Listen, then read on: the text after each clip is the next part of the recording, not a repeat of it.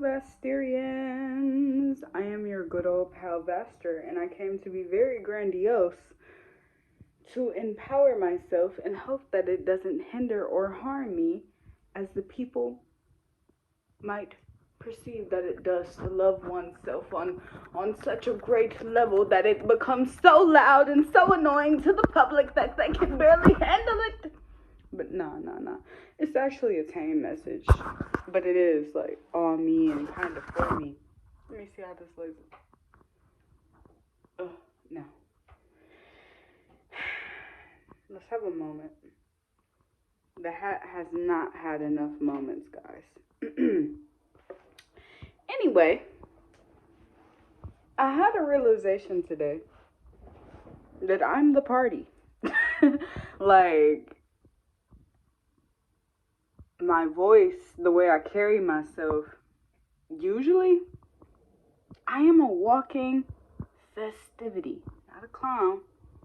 I don't accept that type of shit because I'm not a joke. We can laugh together, but don't laugh at me.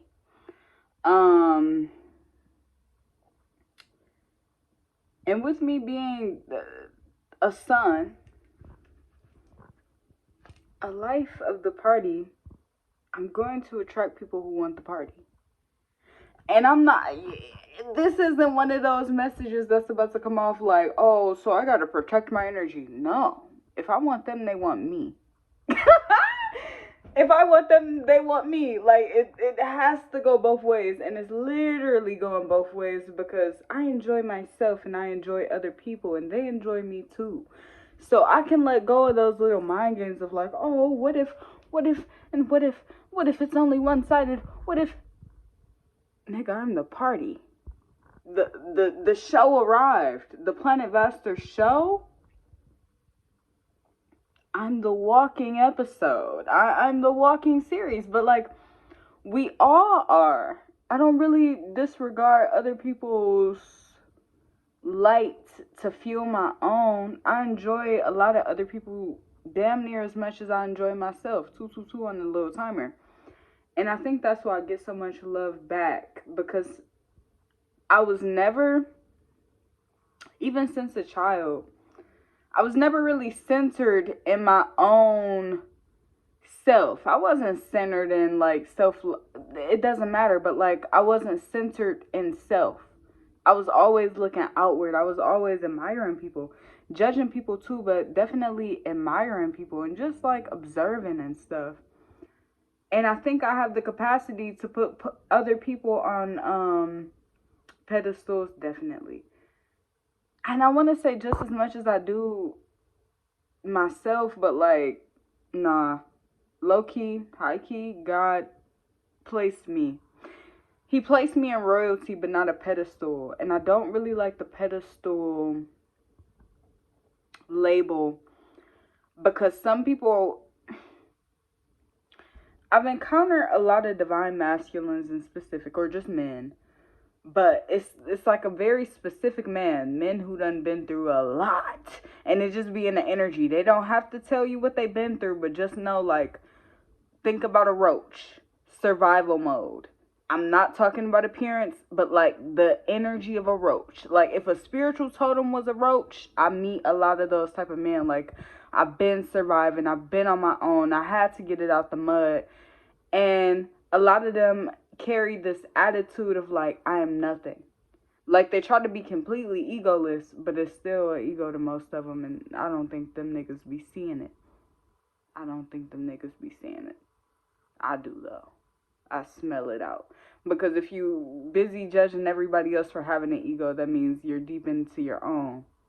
So really, anybody who judges is having an ego because ego is just the perception of what's going on. And just whatever. I got my own opinions. They have theirs. But like, I don't necessarily believe in a pedestal. But that's because I've been pushed out of pedestal mentality by people who wanted me to believe that I was nobody. Because they saw something in me that irritated them that they had to hush. But just because they were triggered by it doesn't mean that God wasn't influencing the decision to like hop out of the pedestal of ego and into soulfulness. damn, this is getting much deeper than I planned. And that soulfulness is important because if you reach a point where you fall off that pedestal, when something takes you off that pedestal, when you fall into obsession, addiction, or anything where you give that power away and you don't have that self-assured sense of self, if you don't have that soulfulness to love yourself, it can affect you. Like, it can hurt to see you like have your own fall from grace, or those moments where you don't respect yourself anymore. This has gone much deeper than I expected, but I know this from personal experience. So I'd rather be like, I feel like the divine crowned me. And again, I feel like, because I see the favor. I do notice that I have divine favor, but with that divine favor, it doesn't really give me the right to judge anybody still. I can dislike a nigga hard, but at the end of the day, that person still exists for a reason. Like, I'm not the divine. I'm a part of it, but I'm not the whole. And I feel like that's like my role of acceptance. Yeah, I matter. I matter a lot to me, but that doesn't mean the world is going to revolve around me, and it shouldn't. But since I treat people, certain people, most people, unless I'm not really fucking with them, because I have that power too. Like, I don't know. I like my duality. It's kind of sexy, but let's stay on track. No, I don't want to stay on track. I like my duality because even with people who I don't like, or people who I feel like, I can kind of feel people. Obviously, I can be wrong. But, like, specifically at the boxing gym, if a nigga that I know isn't, like, taking me serious, or, like, kind of, like, disregards my presence in that space, or if I get a sense that another person outside of me, and I'm feeling this from their energy, or, like, I've gotten some form of something up here, could be projection, it's not always, that a person is like, why is she here? Oh yeah, I'm not gonna like that nigga. I'm not handshaking you with an open palm. That's been my thing lately. I know a shady nigga when I want to fist bump them instead of open palm. Open palm means, hey, I'm here with you, like, I'm here, I'm open to you. Closed palm means, what's up? We're here together, aren't we? Like, we're in the same space. But open palm means, see me, feel me, I'm okay with you. Closed means, what's up? We're in the same space, so I'm greeting you. Open means I'm open to you. Closed means we ain't there. Like, it's just a difference, and it's supposed to be a difference. That's just discernment. But even people who I feel like, who I've gotten that type of energy from, I'm not gonna withhold love or grace from that person. At least, like, in my internal world, I still have the heart to be proud of a person that I dislike. I have the heart to congratulate a person who I know may not fuck with me, or, like, respect me, or like me, or any of those things. And I feel like that, first of all, that's a strong heart to carry, and I don't give my heart enough credit. Because I want to say it's not easy, but it wasn't easy to accept that that's in me. Like, that's a part of me, to be that. Some people call it naive, but at the end of the day, I'm just navigating life with the heart that God gave me. And the heart that God gave me attracts so many opportunities to be treated like a star, to be called a queen, to be beautiful. Like, it's bigger than me and what I think of me. It's me and all of the decisions that shape me. It's me and all of the parts of me that I hated. Like, it is me, God, and me again. Like, it's just, like, it's very, very intense to me. And I like feeling light, because I remember when I didn't like myself so much, to the point where I thought that I was hated. Like, I thought that it was something wrong with me. And it's still residue of that, like, depression, or, like, self-hate, grand amount of self-hate. Like, when self-hate poisons your mind, sometimes it leaves residue. And it's hard for me to see who I am versus who I was. And it's certain experiences that I'm having now that are bringing me face to face to realize how far like how much I've overcome. And I made a video called The Point of No Return or something like that. But it was about basically me having a realization that I'll never be where I was again. Even if I like situations that I felt really paralyzed by in the past or just really, really hard times. It's not linear. How I reacted to those situations or how I navigated those situations, I'll never be there again. I can go through chronic self-doubt and overthinking, but I'll never stay there. I remember when I stayed there. I remember when, like, memory is weird because it needs to be reshaped. Like, hold on, let me get some water because I feel like water plays a big part in memory. I need to flush some shit out for real because, like, 11:11. I need to come. That too. Damn, all rise made me get up out my seat. Ooh, I need to stop talking like that. I be feeling that immediate heat and an immediate tingle, and I need that to. I don't need the lights knocked out of that or nothing. Like, I don't know. I've been learning how to savor sexuality a little bit because it is sacred and it's so potent down there right now. I ain't gonna lie. Sometimes I be like, I'm gonna just leave you alone. I'm gonna let you be because I don't even know what to do with all that. Anyway,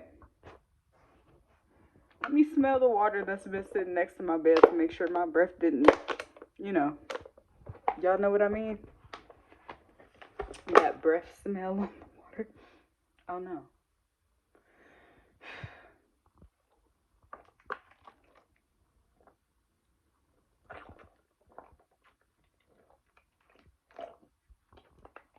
I am a little weird. I see it now. I be so busy being myself. And I know I'm quirky, but I don't see it. You don't really see yourself when you doing it. But like, yeah, I see it now. It's okay. I don't really care. That water was fucking delicious. And it smelled absolutely like nothing. Just like I need my water to be. It smelled like God cleansed it just for me to drink it because of what I said. But yeah, I need to do some things, write some things, burn some things, drink some things to flush out my subconscious because side note, it gets rough in the dating aspect. Like, even going from a person who had a lot of weight, or like I didn't feel like people were attracted to me for a long time in my life, and now it's a surplus of people attracted to me, and I'm not. Luckily, I have the discernment and just the heart to not fuck anybody who wants to fuck me. I shouldn't cuss. But, yeah. But that doesn't mean I'm not susceptible to undesirable situations. Like,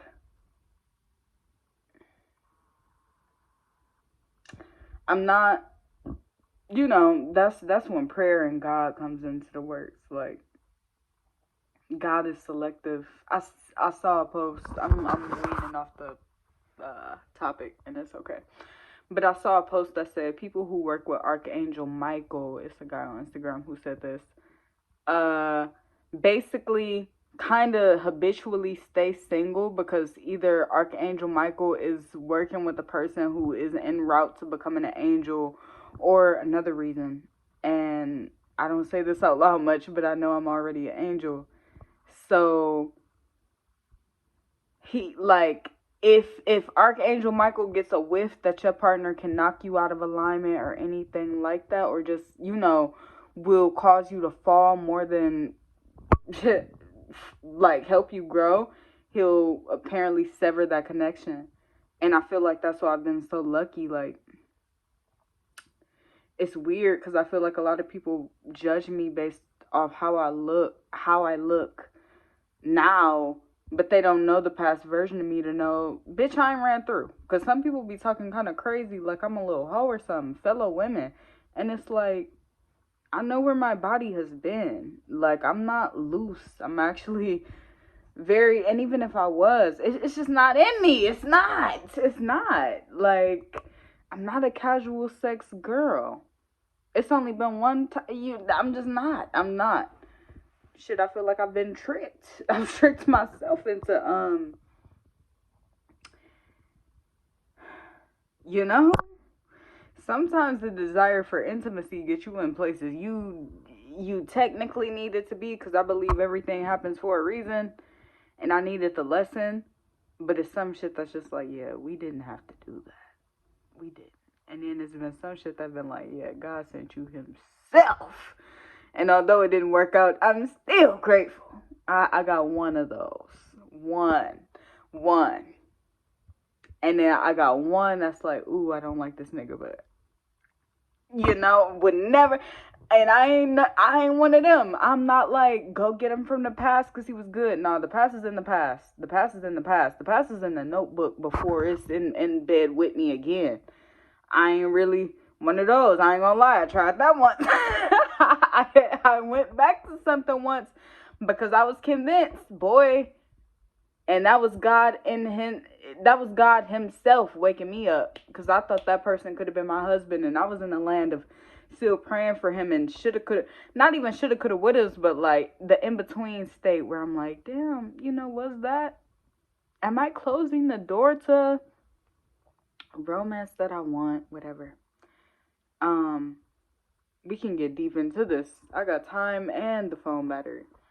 The gag is, what I learned from the connection, like after leaving somebody and then going back to them, if you ever feel like a hate or a disgust for a person, that is not your person. Because through me reconciling, it helped me like snap out of it. And then I'm like, oh yeah, this little trance, this is not love. That was just a very quick label that you threw onto it, and it confused me a little bit, because nigga, you're 40 and I'm in my 20s, and I don't have that much experience in romance. But that love doesn't feel like this. Love wouldn't talk to me how you just talked to me. Love would not operate in this transactional, forceful way. So yeah, rough romantic lessons. And bitches talking to me like I'm a little hoe. It gets offensive. Keep those projections inside your house. Because I ain't been through all that. I got my own regrets and my own experiences, but like, just because people look good does not mean they're giving it out. And I need that lesson. I think that's just human ego to assume shit. But again, when it comes to me, keep those projections to your fuck self. Actually, when it comes to your mind, I want you to immediately just not really give it attention. Don't meditate on it. Don't think about it. That's a real lesson that God gave me tonight. Don't let negative thoughts about other people fester. If it's like, sometimes, be a human. Feel how you feel, think how you think, but some people don't deserve that, outside, like dismantle certain shit. Sometimes it's your responsibility to dismantle certain things in your mind. Like, even if if you think somebody is like addicted to drugs, it's not your mind's job to like suffocate that person's image with potential drug addict projections. Like, just pray for them, leave it alone, see them with love. But then again, I don't want to convince y'all to brainwash yourself. You do whatever you want. But going back to the basics of this video, I'm blessed to have the heart that I have. Not just glad, it is a blessing. Life is easier because I'm so loving and I'm so myself, and people fuck with me because I fuck with people on a deep level. Like, it's not just I'm smiling or I'm clapping for them. No, I'm genuinely proud of you, and I love you, and I respect you. And I even feel like sometimes people's ancestors. Like I kind of feel like an ancestor, even if I don't know you. Like I'm proud of you. Like I saw you. Like I know your roots. I be proud of people on that level. Like I know your roots, and I saw you overcome something. But it's more of a feeling, I guess. So when I fuck with people, I really fuck with people because taking a risk on yourself for just doing big things matters. Like, oh my God, you did it. You did it. You're doing it. Do you know that you did it? Can you tell that you're doing it? Like, do you know that we're happy for you?